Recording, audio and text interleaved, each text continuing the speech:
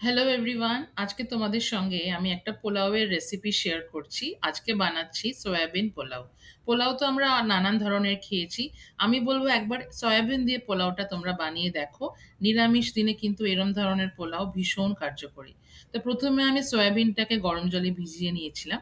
এরপর আমি ভালো করে এটা জলটা চিপে নিলাম। আমি এখানে পুরো সয়াবিনটা ব্যবহার করব না, কিছুটা নিচ্ছি আমি, অন্যটা অন্য আরেকটা রেসিপির জন্য রেখে দিলাম। তো সয়াবিনটা যখন ভালো করে জল নিংড়ে আমি বার করে ফেললাম, এবারে আমি একটা বড় পাত্র নিয়েছি ঠিক এইরকম। এবারে এর মধ্যে আমি খানিকটা তেল আর ঘি মিশিয়ে নিলাম। তারপরে গরম হওয়ার পরে আমি কাজু একটু ফ্রাই করলাম আর তারপরে একটু পনিরও ফ্রাই করে নিলাম।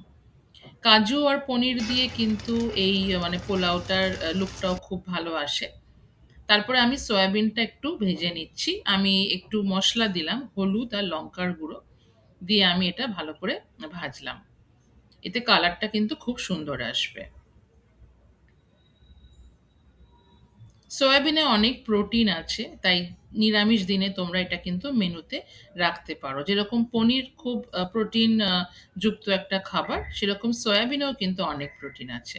এবারে আমি একটু গরম মশলা ফোড়ন দিচ্ছি, তেজপাতা, লবঙ্গ আর এলাচ, আর আদা কাঁচা লঙ্কা বাটা, এটা আমি বেটে রেখেলাম।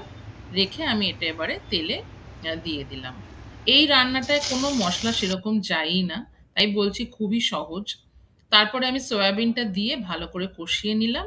আর এখানে আমি বাসমতি চাল আগেই বানিয়ে রেখেছি, তো চালটাও আমি এবারে অ্যাড করে দিলাম এর মধ্যে।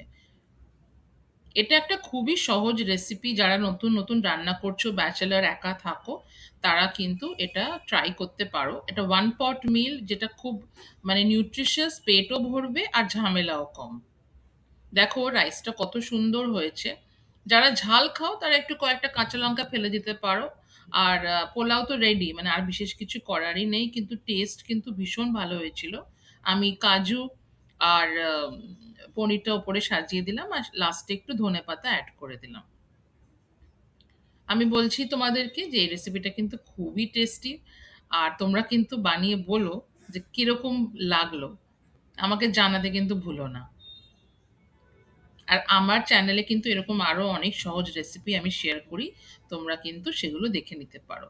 আর এটা হচ্ছে একটা সিক্রেট ইনগ্রেডিয়েন্ট, লাস্টে যেটা আমি অ্যাড করেছি সেটা হচ্ছে বেদানা। বেদানা দিলে একটা মুখে একটা খুব মিষ্টি মিষ্টি একটা মাঝে মাঝে লাগে, তো সেটা কিন্তু আর একটু টেস্টটাকে এনহ্যান্স করে দেয়। তো এই ছিল আজকের পোলাও রেসিপি, কেমন লাগলো জানিও। আর কিন্তু অতি অবশ্যই তোমরা লাইক বা হাইপ করে দিও, তাতে কিন্তু চ্যানেলটা গ্রো করবে। আজকের মতো আসি, টাটা।